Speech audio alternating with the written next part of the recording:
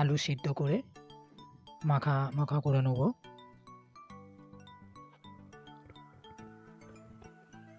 এরপর ময়দা মেশাবো প্রয়োজন মতো,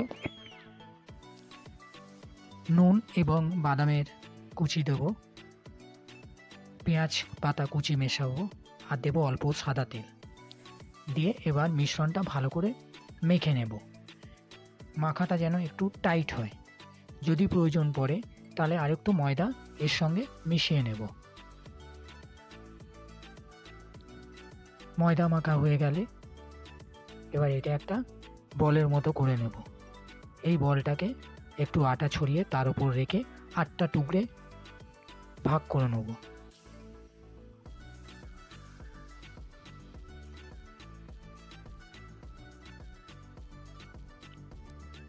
এইবার একটা পেপারে তেল ছড়িয়ে আলু রেখে তার উপর আরেকটা পেপার রেখে ওয়্যাক্স পেপার রেখে ময়ানটা লিচিটা বেলে নেব। বেলা হয়ে গেলে ফ্রাইং প্যান বসিয়ে অল্প সাদা তেল দিয়ে এবার পরোটাটা ভেজে নেব।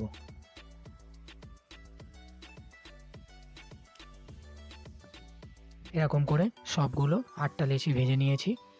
ভাজা হয়ে গেলে একটু গার্লিক অয়েল ওপরে মাখিয়ে দিয়ে, পরোটার উপরে মাখিয়ে দিয়ে কুচানো স্প্রিং অনিয়ন ছড়িয়ে দিলে এরকম দেখতে লাগবে।